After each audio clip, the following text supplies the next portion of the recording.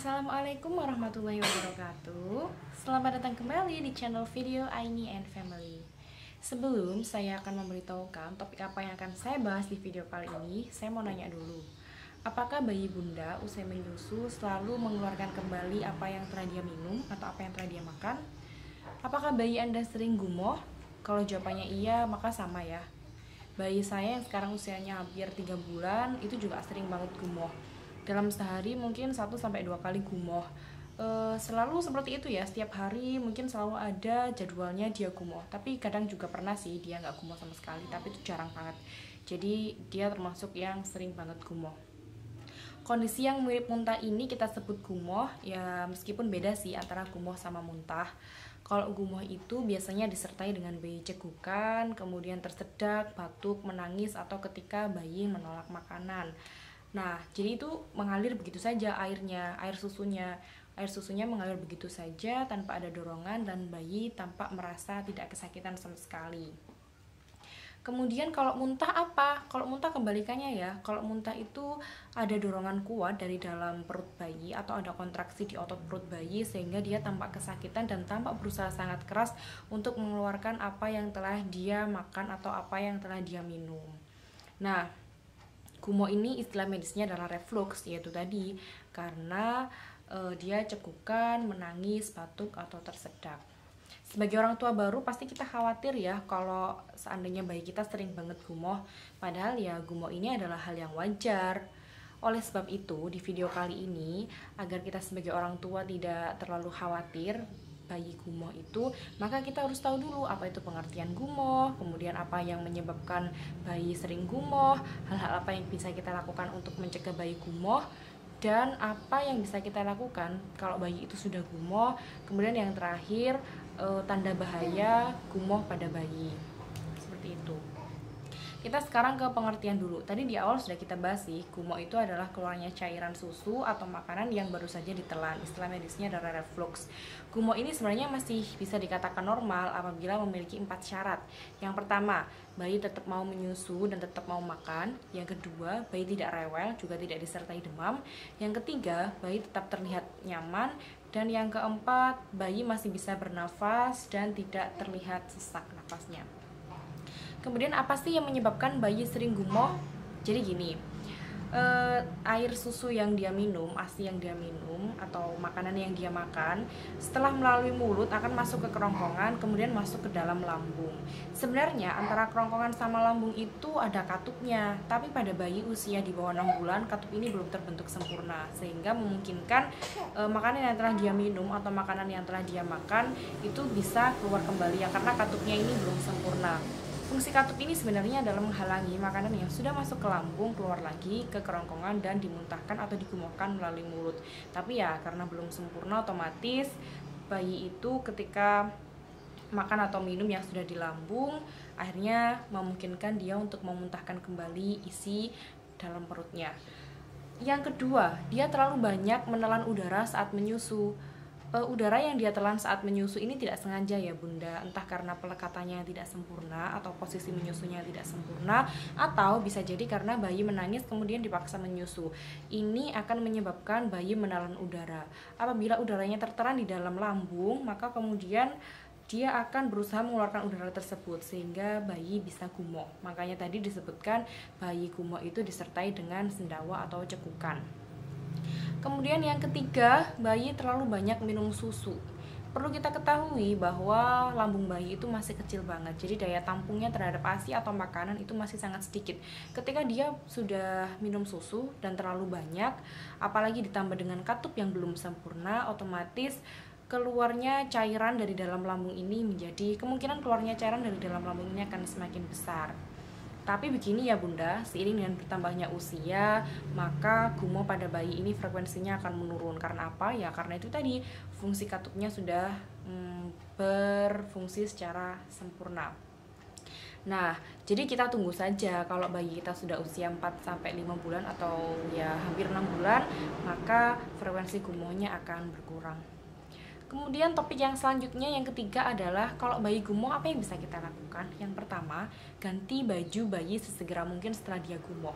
Kalau dia gumoh kan pasti bajunya akan basah ya. Kalau bajunya basah itu dikhawatirkan nanti masuk angin. Nah, kalau masuk angin ini malah jadi memperparah keadaan. Jadi sebisa mungkin segera ganti baju bayi yang basah, baik baju luarnya, baju dalamnya maupun celananya yang terkena gumoh. Kemudian cuci baju juga, bajunya ibu yang terkena gumoh. Soalnya kan kalau baju ibu terkena gumoh, basah, kemudian gendong bayi, meskipun baju bayinya sudah diganti pasti akan ikut basah juga. Yang selanjutnya adalah jangan langsung disusui. Jadi bayi itu masih trauma ya, saluran cernanya bayi itu istilahnya masih trauma, sehingga kalau dia langsung disusui maka mungkin dia akan menolak karena dia harus menghilangkan traumanya dulu akibat dia gumoh. Dan yang ketiga yang bisa kita lakukan kalau bayi itu sudah gumoh, gendong tegak dan beri dia pelukan agar dia merasa nyaman, seperti itu. Topik yang keempat, apa sih yang bisa kita lakukan untuk menghindari bayi kita sering gumoh? Yang pertama, ketika kita menyusui, pastikan tubuh si kecil itu dalam keadaan tegak dengan posisi perlekatan terhadap puting atau latch on-nya itu tepat ya. Ini untuk menghindari agar bayi itu tidak terlalu banyak menelan udara, serta cairan yang ada dalam perutnya atau ASI yang telah dia minum itu tidak keluar atau tidak kembali ke kerongkongan dan dimuntahkan melalui mulut. Yang kedua, biarkan bayi itu tegak dulu atau kita gendong setengah duduk itu selama 30 menit. Ini juga fungsinya sama ya, agar bayi itu tidak segera mengeluarkan kembali apa yang telah dia minum. Yang ketiga, usahakan selalu menyendawakan bayi setelah dia minum. Ini untuk mencegah udara yang masuk ke dalam lambungnya itu menjadi tertahan sehingga gumoh. Jadi kayak sebisa mungkin setelah bayi minum susu itu usahakan selalu menyendawakan. Caranya gampang banget kok bun, tinggal gendong bayi di punggung ya, menghadap ke kita, kemudian tepuk-tepuk punggungnya dengan perlahan sampai bayi bersendawa. Nggak lama, mungkin hanya 5-10 menit atau sampai bayi bersendawa. Dengan begitu udara yang ada dalam saluran cernanya akan keluar dan tidak memicu bayi gumoh. Kemudian yang keempat, jangan berlebihan ketika memberi susu. Jangankan bayi ya, kita yang orang dewasa aja kalau kita minum terlalu banyak pasti akan begah dan pasti akan gumoh. Padahal orang dewasa saja itu katupnya sudah terbentuk sempurna, apalagi bayi pun seperti itu. Jadi kalau kita menyusui ya jangan berlebihan. Bayi itu kan sebenarnya belum bisa mengkontrol dirinya sendiri, jadi dia belum bisa mengontrol apakah dia sudah kenyang atau belum, apakah waktu menyusunya itu sudah lama atau sudah cukup atau belum. Otomatis kita sebagai orang tua yang harus mengantisipasi agar bayi itu tidak menyusu terlalu lama sehingga tidak menyebabkan dia gumoh. Kalau bisa susui bayi sesering mungkin. Sebelum dia minta susu, kalau dia memang terlihat mau nyusu ya udah susuin aja, nggak usah nunggu dia nangis, nggak usah dia nunggu merengek atau seperti apa. Jadi susuin bayi sesering mungkin dengan volume yang sedikit demi sedikit, maka ini akan menghindari bayi menjadi gumoh. Nah, yang selanjutnya, yang kelima, jika si kecil minum ASI, bunda sebaiknya mengurangi makanan-makanan yang bisa memicu alergi pada bayi, misalnya produk dari susu. Kadang bayi itu punya alergi ya terhadap jenis produk susu dan olahannya, sehingga kalau kita menghindari makan makanan yang berbahan susu dan olahannya itu akan memperkecil tingkat kegumohan pada bayi. Tapi kalau bayi tidak ada alergi, sepertinya tidak ada masalah kita mengkonsumsi produk susu dan olahannya. Kemudian yang terakhir, ini yang perlu kita waspadai, kapan sih gumoh itu disebut berbahaya atau gumoh itu sudah menjadi tanda bahaya sehingga kita harus melakukan konsultasi ke dokter atau harus membawanya ke fasilitas kesehatan. Yang pertama, bayi itu gumohnya lebih dari 2 sendok makan. Jadi sebenarnya kalau bayi itu volume gumohnya lebih banyak, pasti ini ada apa-apa ya, berarti ada masalah di saluran cernanya, jadi segera dia bawa ke dokter. Kemudian yang kedua, berat badannya tidak naik. Nah, kalau ini menunjukkan bahwa ASI yang telah dia minum atau makanan yang telah dia makan itu tidak terserap sempurna oleh saluran cernanya, berarti ini harus segera dibawa ke dokter. Dan yang ketiga, popoknya itu tidak terlalu basah seperti biasanya. Ini menjadi tanda bahwa ASI yang telah dia minum itu tidak terserap sehingga bisa jadi dia dehidrasi, seperti itu. Kalau popoknya tidak terlalu basah, kemudian berbau lebih pesing atau warna urinnya tidak bening,